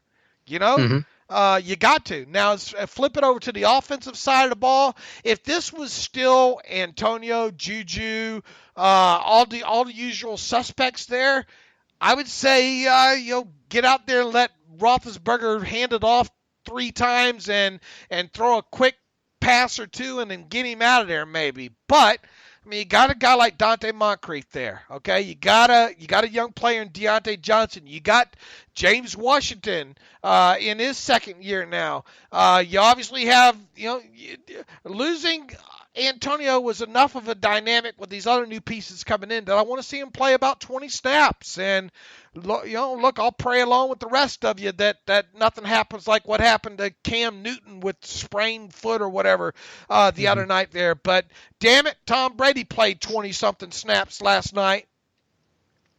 Yeah, no, I agree. And then Tomlin's, whole mentality is we don't live in our fear. So I think there is some value in that. You want to be careful. You want to get these guys out pretty quick. But yeah, you want to get them playtime. Even someone like Vance McDonald, assuming both play against the Titans, the first snap that Ben and Vance are out there together will be their first ever in the preseason. And Vance is going into his third year as a Steeler. So I think there's just value across the board, especially defensively. Yeah, that team's got to work together as a unit, play together. Some injuries in camp haven't allowed them to play as a full unit, and that can have issues that happened back in 2015 against New England where that team came out really flat because they just hadn't played together. So yeah, I mean, you want to be thoughtful about it to steal the Tomlin phrase, but I'm fine with those guys playing a quarter or so or a half.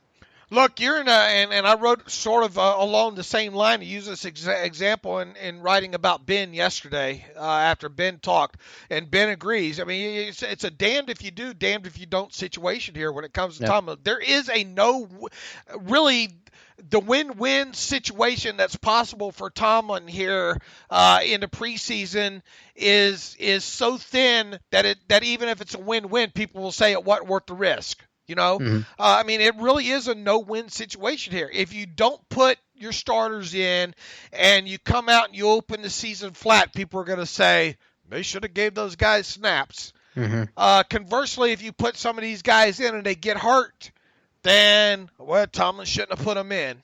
There is no right answer here, and I don't even care if we get to the point where we're eliminating 2 preseason games and we're getting these scrimmages together, unless you have very good bubble wrap that's preventing your quarterback from getting hit. There's going to be risk involved in this. There's risk every practice. Look at poor Levon Hooks the other day. This is just an element of it. Now, can you minimize the exposure? Yeah, and that's why you're not going to play Ben more than 20 snaps, Or if you start out and you look like, man, what the hell is Tennessee doing? They're coming after Ben, and let's get him the hell out of there. But I mean, 20 snaps I think is plenty for any starter in this game. If they get injured, my viewpoint's not going to change on this. Yeah, I agree, 100%. All right, thanks for the question, John.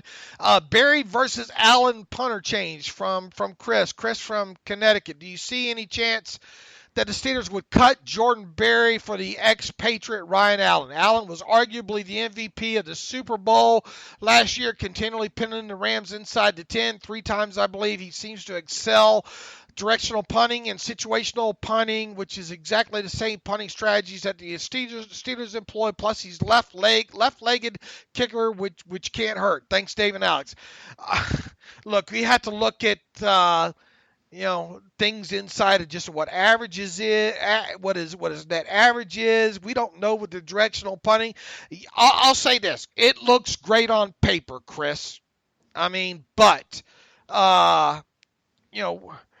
Alex and I don't spend a lot of time, except in the off season, analyzing punters because there's so much goes on that we don't know.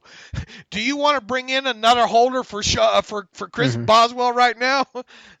I mean, is the upgrade of a Allen from Berry right now enough to maybe screw up your battery, if you will, and all like that? And also, look, I mean, do we know how much Allen wants?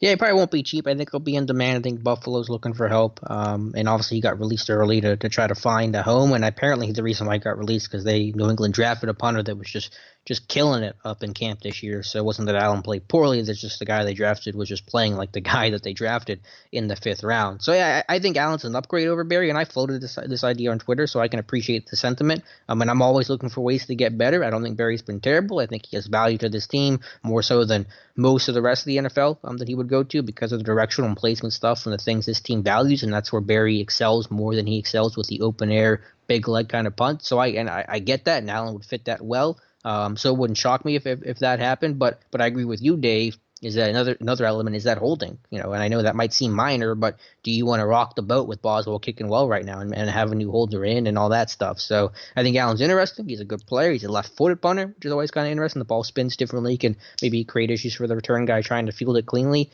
I don't expect the move to happen, but do I think it's an upgrade on paper? Yes, I do. And that's why I said it looks good on paper there, but I also worries me to death why Bill Belichick would cut.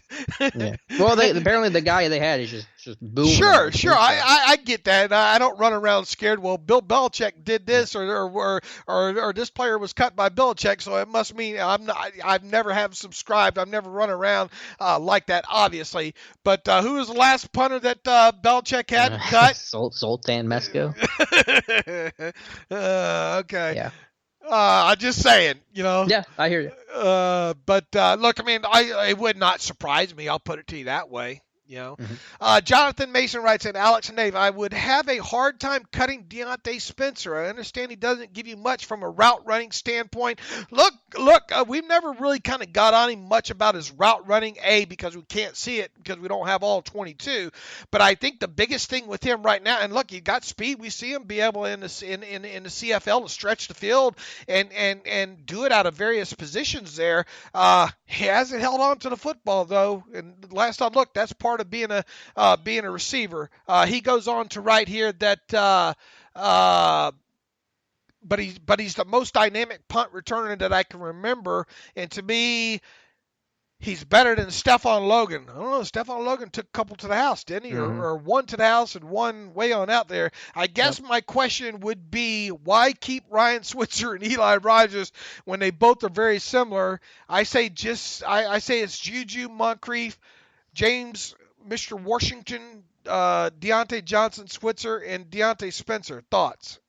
Well, I think we've already hammered that. That horse is coming after him again right now. Yeah, I don't have a whole lot to add. I think there are some differences with Eli and Switzer. I understand on the surface they look pretty similar, but I think if you kind of dig into it, again, Eli being the bigger vertical threat, Switzer being the better return guy. Switzer can do kicks. Eli can't do that. I think that there are, Switzer probably more versatile, I would say, than Eli. Eli's pretty much a slot guy. Switzer backfield, a little bit of the X slot, obviously. So there are some differences there. We'll see if Spencer can really impress, though. Then he's going to have a chance. I think that would come at Switzer's expense, but Spencer's going to have to not only continue what he's done these first 2 weeks, but probably improve upon that too over these next 2 weeks as well. So he's got his work cut out for him. Let me ask you, I'll go back down the rabbit hole real quick here. Can Spencer still make this roster and knock Switzer off of it? Assuming, and we think Switzer's a good step or two inside the bubble right now, and Switzer's about or Spencer's that much far outside the bubble as Switzer is in it. Can he still knock the other one out? I think it's possible. I think it would take a lot, but yeah, I think it's possible. I do too. Will Fernandez writes in, and really it's not a question. He sent me a picture of a guy, an advertisement on a water truck of a guy carrying a bottle. He asked if that's Ben Roethlisberger's doppelganger, and he does look quite a bit about like Ben Roethlisberger. I have to send that one to you, Alex, here. Let's see. What else do we have here? John Crum writes in from Eastern PA. Being that Juju hit the ground running when he got into the NFL, the expectations were, albeit unfair, incredibly high for James Washington to have similar production. Since Washington basically flopped his rookie year, do you think the bar for expectations in his favor lowered drastically for Deontay Johnson? I know the both of you are hesitant to jump on the PFF bandwagon. That's understandably so, but do part of your precautionary measures stem from Washington's high expectations, low performances rookie season? No, at least not where I'm not looking at the prospects of Deontay Johnson. Here's my problem with what the analysts on Deontay Johnson. I just think that PFF is not paying enough mind to basically a junior wide receiver coming in and ripping away the X receiver spot from a veteran in Dante Moncrief early on in the season. I'm not saying that at some point Deontay Johnson can't take over Dante Moncrief's role in this offense, and none of my analysis has come from the fact that James Washington did not have a great rookie season. In fact, the hole in my analysis for James Washington last year and the prospects of him possibly having a better season than what he had was the fact, and it stemmed from kind of my own analysis, was the fact that I didn't pay enough credence to the fact that James Washington was a one-sided wide receiver in a very kind of RPO or nothing offense, So I think that I did not factor enough of that stuff in to thinking that James Washington could have potentially had as disappointing of a season. But none of my predictions or projections when it comes to Deontay Johnson this year, at least in my viewpoint, has come because of what happened to James Washington. I try to look at every player, on their own, and I'm still enthralled with Deontay Johnson's tape, but he's missed a lot of time, like it or not, preseason and practice time, and B, I just don't think he's ready to open the year and contribute heavily. Go. No, I agree wholeheartedly with that. I think maybe think there'll be a little less criticism for Washington this year just because the bar is lower. Kind of undersell, overperform is probably a nice way for him to frame it, as opposed to last year where you're right, the expectations were pretty high, trying to fill a guy like Martavis Bryant shoes. And I'm sure just tough for Washington. You come into a locker room of Juju, who just had an amazing rookie year, and Antonio Brown, a Hall of Fame receiver. Like, that's a pretty much of a pressure cooker there for a rookie like James Washington, a pretty soft spoken one at that. No, I think to go with Deontay Johnson, the issues are, as you mentioned, Dave, the injuries and lack of availability. That's certainly going to hinder his development and what he can do his rookie year. Then just kind of where he plays. I think the thing that PFF misses is that that Z spot has a lot more snaps for the taking than the X receiver spot. Moncrief is so locked in there. That Z spot's going to open up a lot of time because Juju's going to play in the slot. So there's such a much clearer path for Washington to log those snaps, and then of course him being in his second year, and overall the rookie woes that a guy like Deontay Johnson is going through right now, I think plays a big factor. So that's the reason why I think Washington, he will be the start. I mean, he will be the starting Z receiver in 3 receiver sets, Juju and Moncrief in 2 receiver sets. So there's just a path to play time that's a lot better for Washington than Johnson. Washington's healthy, available, gone through the rigors of a rookie year. All those reasons why I'm higher on Washington than Deontay Johnson for this season. And here's the thing, too, I think, and I'm willing to bet, and you probably can back this up at training camp, probably Deontay most of the time was spent at X. Most, yeah. A tiny bit in the slot, but yeah, mostly at X. All right, whereas guys like we've already seen it talked about with James Washington and Ben Roethlisberger saying, hey, look, I can move him around now. Okay? Mm-hmm. We still expect him to play a lot of Z, but at least they have the ability with him and Juju and probably Moncrief, even though Moncrief's new to the team. Those guys can be a little bit more position flexible as far as X, Y, Z. Now, granted, do I still think Juju's the best in the slot in 11 or more personnel? Absolutely. Do I think Washington's better as a Z? Do I think Moncrief's better as an X? Yes, but you have to be able to move those guys around at some point in your offense, and I think those 3 guys can, and I'm not convinced Deontay's any more than knowing what to do as the X right now. Well, to be fair, I praise Johnson. I still believe that for being more versatile than James Washington was coming out of college. I thought that really was going to help his development and put him on a quicker path. Sure, but in the Steelers offense, though. Sure, yeah. I mean, what I was getting to was that because he's been injured and he's missed time, he hasn't had the chance to move around as much. Usually they start guys in one position early in camp, through the offseason stuff, OTAs and all that, and they start moving them as they get comfortable. But because Johnson hasn't got enough reps to learn that X spot, they haven't had a chance to move him around to other places. So that's where the injury comes in, and that starts to really hinder his development. So I liked him coming out of Toledo because he did move around a lot, and he faced press coverage, and he played in the slot and showed that versatility. But because of the injuries he's dealt with, these small nagging stuff that always has him day-to-day, it's limited that ability to showcase that versatility in the NFL, and that's ultimately going to hurt him once the regular season starts. All right, good question. And this one comes from Chuck Griffith, another good one. Isaiah Buggs. Dave and Alex, Isaiah Buggs looks like a good 6th-round pick, but always seems to be last lineman on offense and defense to move on the snap. Can that be improved on over time? I don't remember, but I think if you go back and look at my my analysis from maybe the sack reel of Buggs, I did note, or maybe I noted during a podcast along the way, that there was one drawback on him is he's not the quickest off the ball. So, I mean, that's obviously a good analysis on your part, Chuck. He is visibly, you slow it down, he is visibly sometimes the last guy off the snap. Now, does he make up as a pass rusher with that? Yes.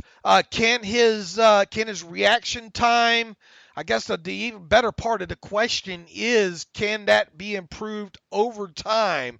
And I don't know if I got a great answer for that. Yeah, I wouldn't be the best person equipped to answer that. I'm sure it can be. A lot of that's just recognition and reps and understanding cadence and small tells from centers and guards and tackles and stuff like that. So, yeah, I think it just comes with time. He hasn't played a lot of football. He played, 2 years coming off of JUCO at Alabama. So, yeah, I think there are small things you can do, work on power and, weights and stuff like that to create more explosion. So it may not be a drastic change, but I imagine that you can improve on that in a variety of ways, physically and mentally, and tape study and all that stuff. And I guess right now where I am with him, I'll take the trade-off of him being able to rush the passer or him not being the first one off the snap. Yeah. The first guy off the snap that can't rush the passer is worse than the guy that might be a little bit slower. They can shed and separate and get the play. But Chuck, that is, I mean, it's a good analysis on your part because I've picked that up along the way with him as well too. So it'll be one thing we kind of look for moving forward with him. This one from Corey Schwindeman. Does Devin Bush get implemented day one, or does he get the Mike Tomlin developmental approach? What are real expectations on him right now? I'm not going to pat myself on the back here. Oh yeah, I am. I've kind of had to feel it from day one. This guy's going to be in there from day one of the regular season and play a whole hell of a lot of snaps and wear the green dot. And I think that's where we're headed right now with him, Corey, barring anything unseen at this point. And what are the real expectations on him right now? Look, I mean, I think he's going to be a Rookie of the Year candidate Defensive Rookie of the Year candidate if he can stay healthy. Now, a lot of things got to happen along the way, and I think he even said in an interview today, maybe we're going to see him get after the quarterback a little bit Sunday night, Alex. Good. Maybe from some of those fire X's, or maybe lining up on the edge. Or I think we're going to see him get some chances to get after the quarterback this week, and that'll be obviously that's something that he did great at Michigan. He could get through some of them creases and all, like a field mouse, almost just some of those holes he can go through there. So Corey, that's where I am. I think he's in there week one. I think he plays 90% or more of the snaps in week one, and I think the high side on him now is Defensive Rookie of the Year. Yeah, I basically agree. I guess I'm still a little shaky about week one just because of the circumstances, but I think by week two, at the latest, he's playing at that 90% clip. I think what happens Sunday will tell you a lot, how he communicates with that veteran group and the trust they have in him. But yeah, I mean, this is a guy that I truly, and I'm sounding like a bit of a homer here, I truly don't think there was any better fit for Devin Bush than the Pittsburgh Steelers. And I think that they're going to use him well. And if he can create those big splash plays, then this is what this team needs. The Steelers need that splash. And I agree. Yeah, he could certainly win Rookie of the Year. All right, this one from David Burke. Question about versatility trends. Love to show my questions about position flexibility. Does it seem like the Steelers are looking for it all over the field now, especially on defense versus historically mostly at the line of scrimmage? I'm talking about corners playing safety, outside linebackers moving inside on occasion, et cetera, et cetera. Is it just a matter of current roster enabling this type? I think this is the whole progression of the college game filtering into the NFL game, into you're not sneaking up on everybody's looking for that athletic guy that can do more and more things, kind of thing. And I think Keith Butler laid it out good the other day. You play Tom Brady, you better not have one guy in there as just a post safety, Mm-hmm. So I mean, the only versatility. Look, I mean, you go back to the Steelers years and years ago, Dick LeBeau always used to say, man, we try to get these guys for Troy to be Troy and Ryan Clark like in their versatility. Now, he said that, 9 plays out of 10, Ryan Clark was your post safety. Okay, mm-hmm. But games changed quite a bit already since then. You had more running game. You had a guy that Polamalu that was allowed to freelance and give you a cover one look with him inside the box, and then by the time the snap rolls around, they've rotated into cover two with him even deeper on the field than Ryan Clark is. I think all teams try to do this now. I mean, and you'd be stupid if you're not. Now the Steelers, obviously, with the offensive linemen, might tend to go a little bit more overboard in that area. But what if it saves you a roster spot, in that area? So I'm not reading more into any kind of trend or anything. Are you, Alex? No, I think you have to do it. It's not even, if you want to. I mean, you have to do it if you're a defense. The offenses are too intricate. There's too many nuances. Players have too many diverse skill sets. You got receiver backs, receiving tight ends, receivers that can line up in the slot, the different formations and personnel groupings. Like, for example, Kansas City, this past week, they run 3 receiver sets, and everyone runs base 11 personnel, 3 receiver sets. But most of the time, what Kansas City does is different than most other teams. Is they put all 3 receivers to one side and a tight end isolated isolated to the other side. So now your outside corners are playing in the slot more than they usually are. Like everyone's playing in the slot. Your right corner's now inside, or your left corner's inside instead of being on the outside for both guys. So you better have that outside corner be comfortable moving inside. So like those are the things offenses can do that can, exploit you if you don't have an answer to it. And that was the issue with this defense last year. They didn't have enough answers to the problems that offenses gave them. That's why they went out and added a Devin Bush, and they have that really heightened impact on finding versatile players. And then offensively, you want to exploit defenses that can't match up with you. So you want to be able to win in a variety of ways. So if a defense has a strength to X, you can beat them with Y. That's what Bill Belichick has done for years and years now. So yeah, versatility is the name of the game. If you don't have it, you're not going to win. Right, you got to be able to move. You've got to be able to be versatile because of the way offenses are being versatile too. Yep. Exactly. So it's reactionary, and look, you're just going to have to see. You're going to see more and more of it, and as they said too, it's more of a horizontal game than it is a vertical game now. Mm-hmm. Yep. Definitely. Let's see. Michael Pollard writes in, Dave, Alex. First off, you guys kick all of the ass. All right, every bit of it. Any fan of the show that isn't following the live tweeting of games is missing an entirely new level of absorbing Steelers football as well. Thank you for that. My question, good sirs, it seems that tight end is a glaring weakness in terms of depth on this roster. After Vance McDonald, you have Grimble, who has absolutely taken stride, but isn't a starter by any means, and a rookie who struggles to block. CSW isn't there yet, and there's really no one else. Vance might miss time, and free agency doesn't seem to have a solution. Final roster cuts notwithstanding, and it seems that it's going to be these three.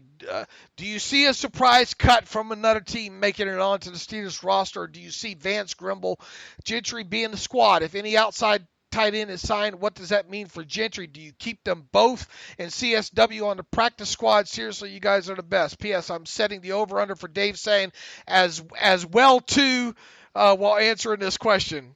Okay, to 4.5 as well too, maybe as well as, I don't know. But look, Michael, I will tell you this. We're still not going to be surprised if they add an outside tight end.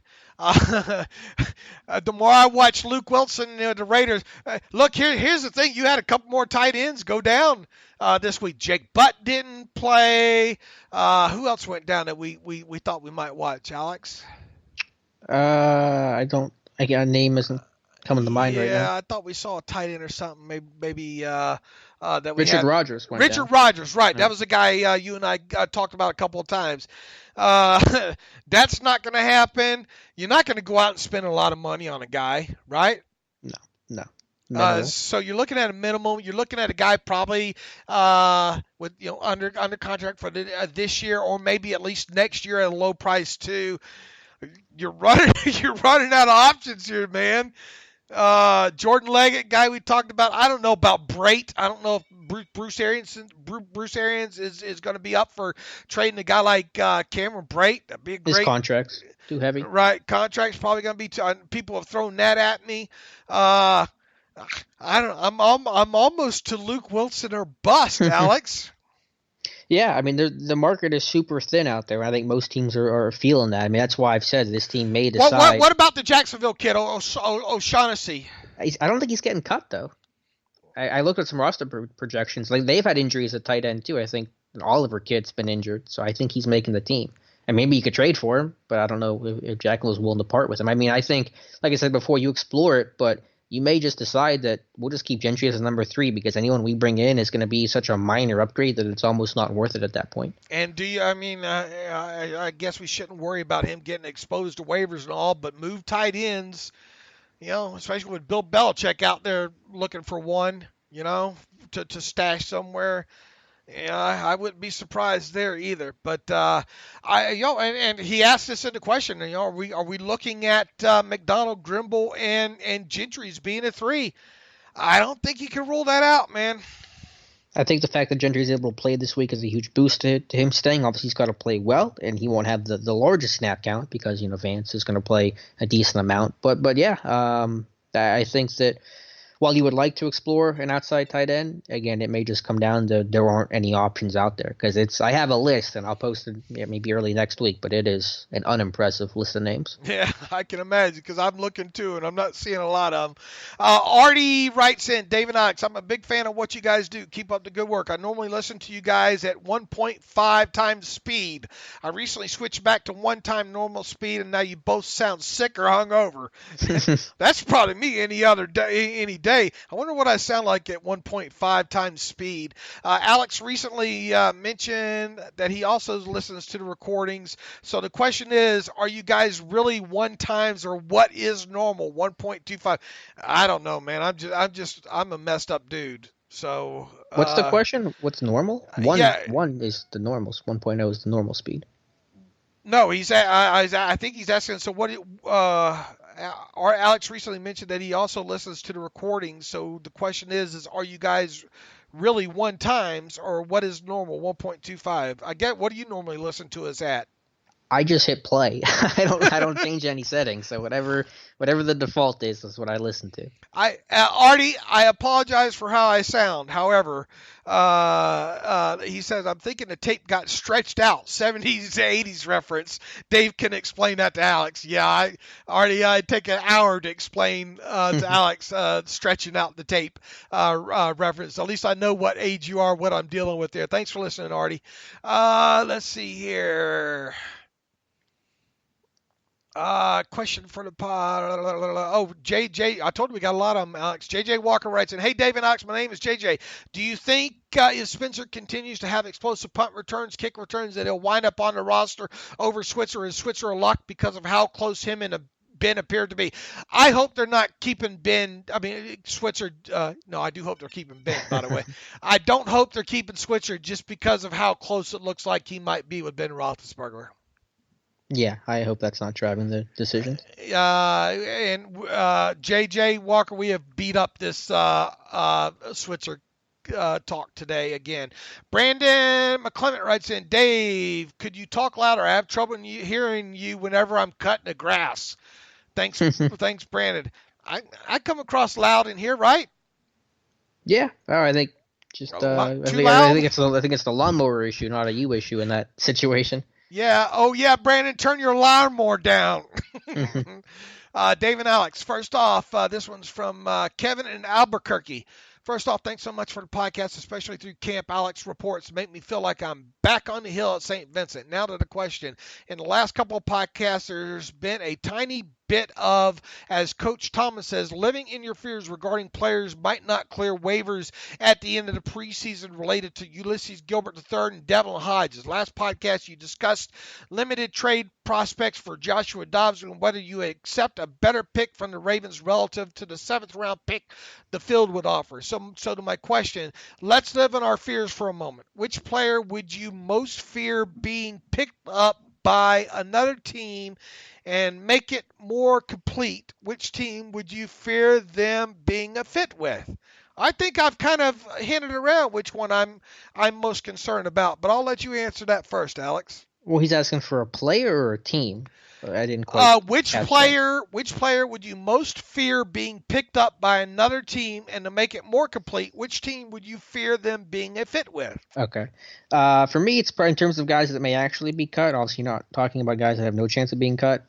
Gilbert III, just because I think teams are going to see that speed, athleticism on tape. That's what everyone's looking for. Guys that are versatile, can move around, create impact plays. And then in terms of who would pick him up, anybody in the AFC North, obviously, because that guy might be playing against you twice a year. So, a Baltimore that might need some help at inside linebacker would be a concern. Cincinnati that's trying to revamp its linebacking core. So, Gilbert III getting claimed and playing against you 2-3 years from now would be my biggest fear. That the Jets just lost 2 inside linebackers. Yeah. That's a good point. Yeah, the Jets could. Who would you say mine is? Well, you just mentioned Gentry. Yeah, so I figured you're going to go back to Gentry. And who's the team? The Patriots. You are correct, sir. I'm not so fearful of anybody else, to be quite honest with you. Not fearful of Gilbert? Huh? Not fearful of Gilbert getting done? Nah. All right. Nah, I think chances are low, but I think that's the best. I mean, chance. look, Anyway. I mean, I think it's obviously. I think it's either a guy like Gentry or Gilbert. Yeah. But I'm not going to lose any sleep over it. You buy any talk about Snell being in danger? I know Bouchette's talked about that, mused about it. I don't buy that. I don't buy that either. Yeah. If it's going to be anybody, it's Edmonds. But I mean, it's because of special teams. I think Snell's kind of represented himself good on special teams. Yeah, I mean, again, it may be possible they keep Edmonds as a 4, and there's a chance that maybe Snell would open up an active. But I think Bouchette, and I haven't been able to read it, but I think Bouchette's kind of almost implying that Snell's going to get cut, and I can't see that happening. We'll see. I would be surprised. What a waste!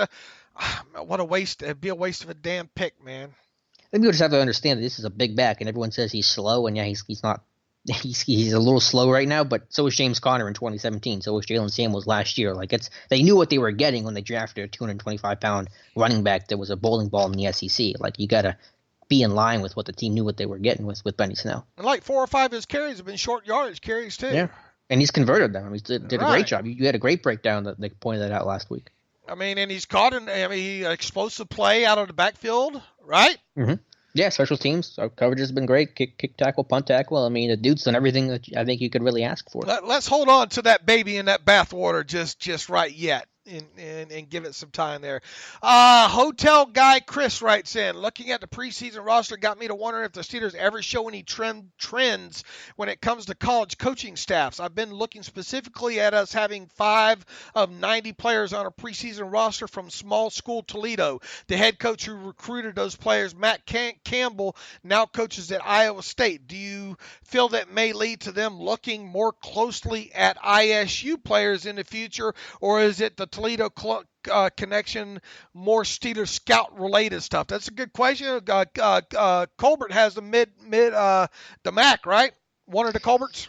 Dan Colbert has the central scouting, so I think I would put more credence into that aspect of it. No, I don't think the head coach stuff matters in Iowa State. Not exactly a football powerhouse, so I don't think there's too many guys from there you got to worry about. Chris, I'll file it back there in the back of my head as something maybe to keep an eye on there, about ISU players and all. But I think this is mostly look the Mac's got some good football, man. Oh yeah. And the Steelers are taking all them players. I mean, how many MAC guys they have on the team right now? God, like 9, 12, right? I 10, don't know. Yeah, 10. How many is it? They got 5 from Toledo alone. Ben and Rosie. Who else am I missing? I mean, almost every Gilbert, Spillman. Yeah, Gilbert. Spillman's MAC, isn't he? Where did he go to school? Wait, Spillane? I mean, Spillane. Okay, I believe you. Yeah, it's at least 10. Hold on a minute, got me thinking here on Spillane, Western Michigan. Okay, yeah, MAC, a core for MAC. Yeah. Yeah, it's that's got to be 10 right there. Yeah, it's kind of crazy. Let's see here if we got any more. I want to make sure I can get through a bunch of these questions today. And I know we're running along. We apologize here. Dominic writes in, hi, Dave and Alex. My name is Dominic, 22 years old from L.A. First time emailer, but I've been a long-time listener of 6 years. Love everything you guys do. Where you guys been? Keep emailing. I did a little research. I noticed the last time a Super Bowl winning team had a Pro Bowl wide receiver in the same year was Greg Jennings in 2010 with the Packers. Just found that interesting and wanted to hear your guys' take on it, especially since we are in such a pass-happy league nowadays. Do you think this Steelers team can still make a Super Bowl run if Juju has an average year and he doesn't have a Pro Bowl year like everyone is expecting him to have? Keep up the great work.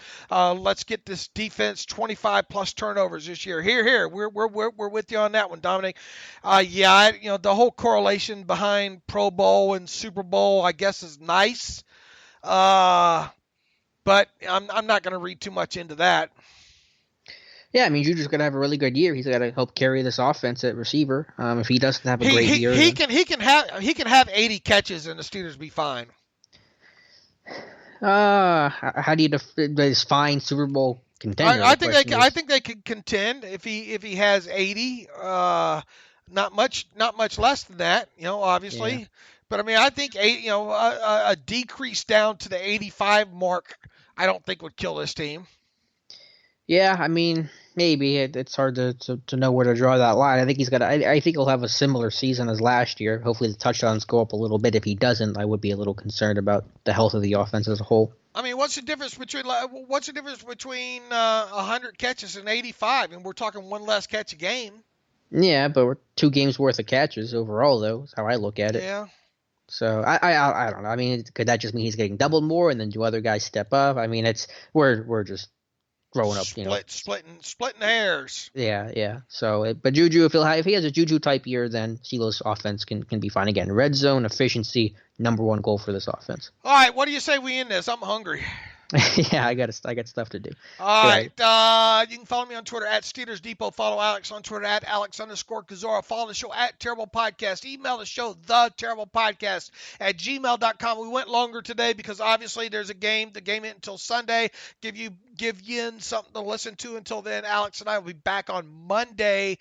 Probably to either Monday or Tuesday to go over what happened at Nashville against the Titans Sunday night in the preseason game there. If we do something Monday, it would be late in the afternoon. Give us time to watch this thing a little bit more than a couple times. So don't bank on it. We'll have a podcast either Monday or Tuesday. That's all I'll let you know. I'll be coy with you like Tomlin is for the quarterback rotation right now. If you like what we do, and we hope you do, please go to SteelersDepot.com and hit that donate button, upper right navigational bar. And a lot of people are taking advantage of this ad-free version of SteelersDepot.com. That way you get help, we get help. $25 for a calendar year. You can get a version of SteelersDepot.com without the ads as well too. And email us theterriblepodcast at gmail.com. Thanks for listening, everybody. Thanks for all donations we've received. And until either Monday or Tuesday, as always, thanks for listening to the Terrible Podcast with Dave and Alex.